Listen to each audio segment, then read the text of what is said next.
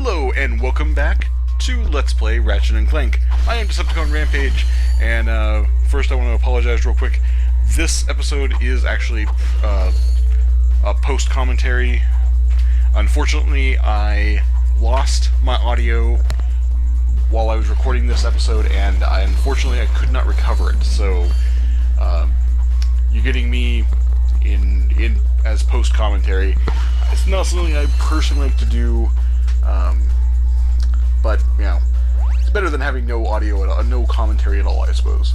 So, anyway, here we are back on planet Quartu, I believe it was, and this is the first time we'll have our opportunity to use our new Hologuise.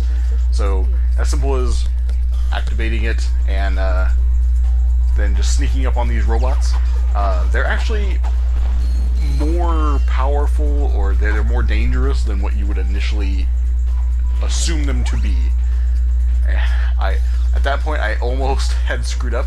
If they see you transform, then they're going to set off their alarm, and then they will proceed to attack you and set off other things to attack you. So, not a good situation. So, as we go into the next spot, and we'll illustrate that right there. Because, yeah, the alarms were set off, and then these little irritating energy balls come attacking you, and it's not a good situation. And I believe at this point I was learning that, oh, I can't jump while I'm wearing the Hologuise, so that comes into play with some of the little puzzles and whatnot. And I was caught again. Oh, always fun, but, well, fun is not exactly the word I would probably normally use, but I'm sure you realize that. Alright, I don't... Oh yeah, it was like... It wouldn't deactivate, so I had to be a little bit more careful this time and do my Hologuises a little bit more strategically than I did the previous time. And yeah, like I said, you can obviously see what's going on. I don't need to give you a play-by-play.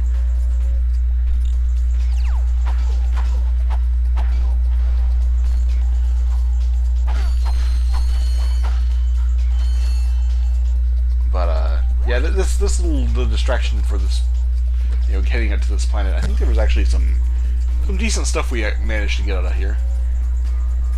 Something. I can't remember. I honestly, right off the top of my head, I can't remember what the ultimate reward was for doing this.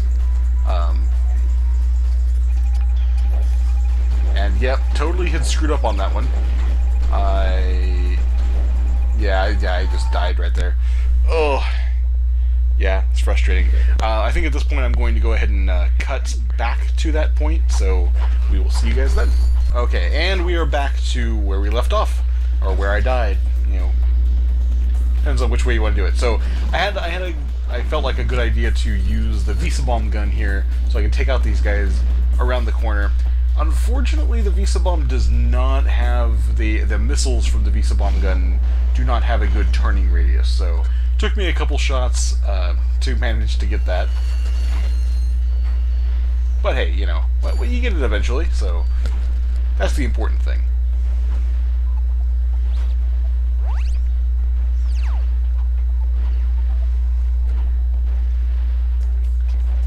And then we gotta go the shimmy. Now, yeah, these little green canisters of goop, they actually don't give you as much time as I'd like, because I almost get hit by that one. It was like just by the skin of my teeth right there.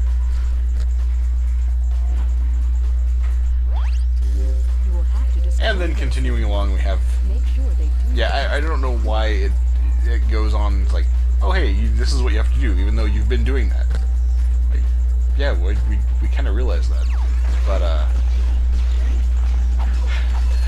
I hate when the Devastator just totally misses entirely, and I didn't realize that I didn't kill the the one behind me. I thought he got taken out, and then he proceeds to finish me off. But hey, thankfully, there was a checkpoint right there. So we don't have to, you know, we don't have to go out of our way to get back here. And now we learned to make sure to you know, watch your six. It's pretty good, pretty good. And then proceed to hit, you know, bludgeon robots with a wrench, you know. Aha, this time I got him. Got him. And then, yeah, here we go. A little bit more with the climbings, and then we started getting into the inner workings of the facility here.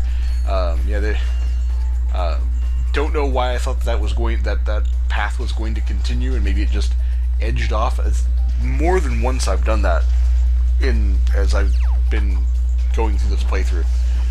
Don't know why, but it's like, whatever. Sometimes, you know, that's just the way it works. And I apparently also forgot how to control the Visa bomb gun. Haha, 2 for 1. Whoa, what's up? Okay. My video was wonky there for a second. So much better when you can actually hover. I missed that on that other planet.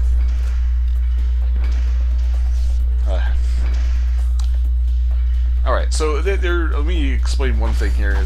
There are a few different versions of this particular room, and I am gonna guess that there's probably like a skill point or something tied with it. It's the only thing I can think of why. See, right there, I blew up one of the arms. I hit it, and it knocked it out.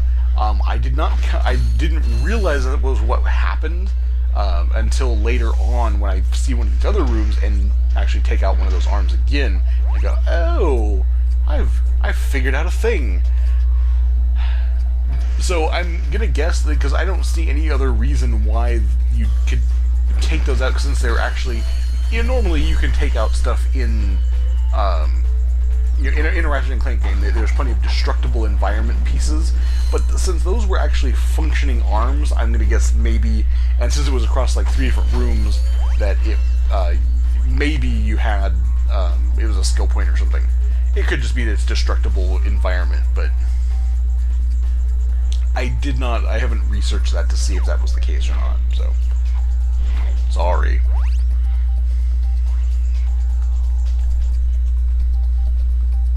And yeah, just more little platforming things. This one, it seems kind of strange to me. You'll see later on in one of the other level later on where this is entirely mandatory, where this one is not. This one, I believe, is. I don't think there's really anything specific you have to go here for. But like later on, there's one that is a mandatory thing. I mean, granted, it is towards the end of the game, but at the same time. Also, if you notice there, I think it was the first time I've come across that particular thing. Visa bomb gun, when you fire it, if it doesn't reach the target before you get hit by something, it does not continue on that same path. You just wasted a Visa bomb ammo, which is disappointing because it's a good weapon.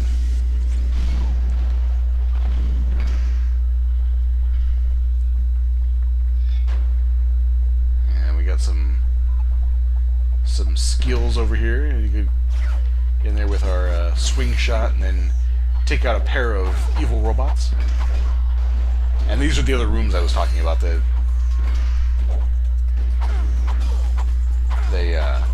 They also have the arms where they're constructing the robots. That one seems like it's actually in pretty good shape.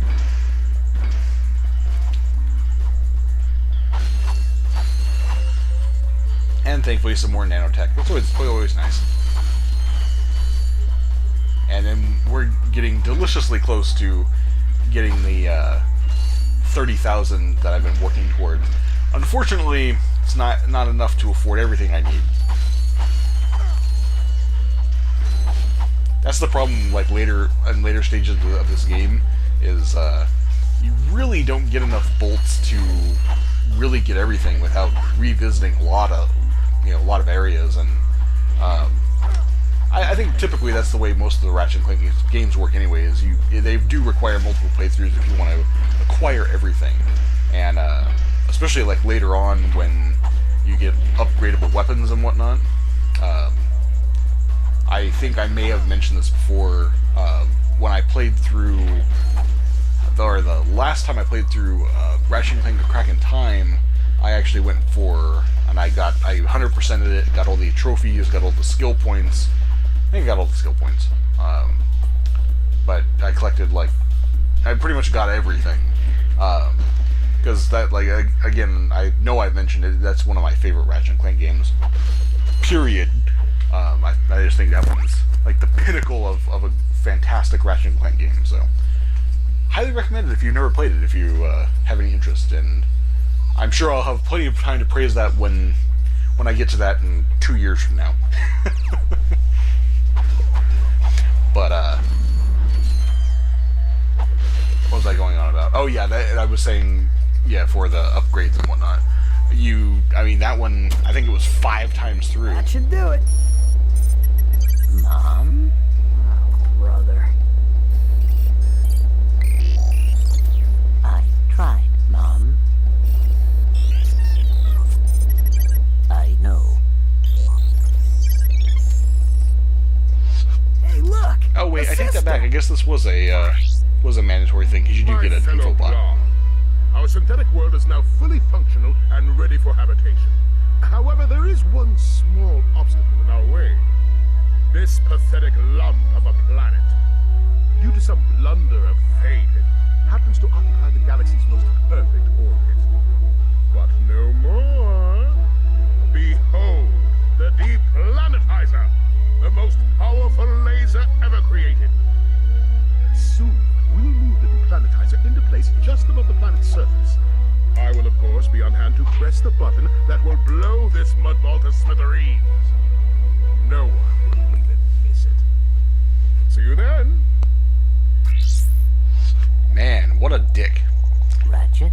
Ooh, Are you Ratchet is all right? thoroughly angry and very Going to dark pay. looking at that point. Excuse me? It shouldn't have taken me this long And to I must see say, it. appropriately so. Drek is going to find out what happens when you mess with my home. What are you smiling at? This is the Ratchet I always knew was there. Okay, if we're gonna do this, we need to get onto Drek's ship. And then we can find out where he set up that laser. I will try to make you proud, Mom.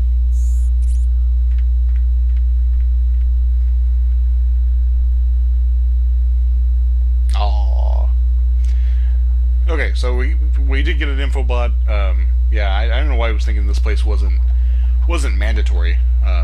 But yeah, that kind of defeats my earlier point that I was making about this place not being a mandatory one and being much simpler. Typically in this game, it's been, if it's something that it's not required, it's usually a bit more difficult. Well, guess I was proven wrong. But I think at this point we're gonna go ahead and pick up another thing that we missed in the past. Doesn't end up being totally worthwhile, but I think I'll still leave at least the majority of it in. I think I'll kind of cut in. Let's see, we're gonna head over to Altaris to search the destroyed city. Did the other sections, but apparently I forgot about doing this one. Wasn't sure I had everything I needed to do this one, but as it turns out, I did. So we will meet you on Altanis. So see you then. Alright, so welcome back. I am now here on Altanis, and I think I'm about to find the section where I need to go. You notice this structure right here to the left is actually a Magnaboot track, and that takes you into the next area. So I don't know how I didn't notice that before. And this will actually lead us into, I wouldn't say the most difficult platforming in the game, but it's definitely, it combines a few different elements that make it more of a challenge than some of the other stuff we've done.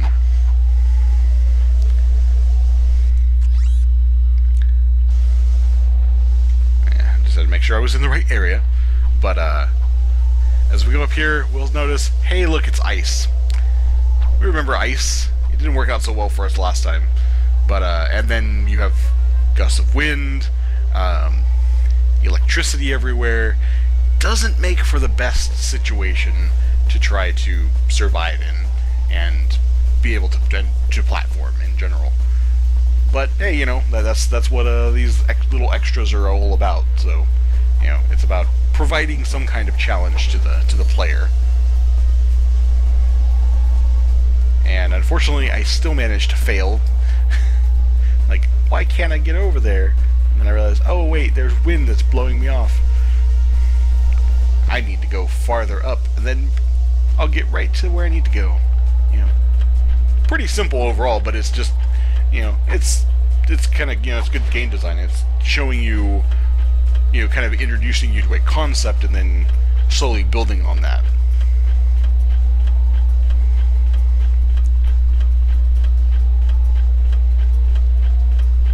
That's one thing it seems like this game series has always done pretty well is introducing the player to those challenges as you're going on. And I mean, granted, there's a lot of you know, combat related stuff in these games as well, but a lot of the platforming is designed around, hey, you know, here again, you know, it's like, here's a concept, and here's how to not do this part. You do need momentum. But yeah, once you've introduced a concept, then, you know, just build on that and gradually up the ante, so to speak.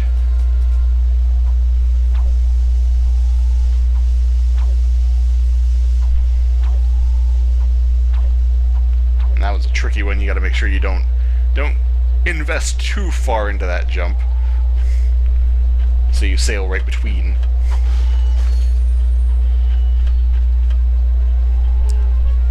Oh, ooh, that was close. Also have to be careful with those wind gusts. Yeah, definitely have to be careful.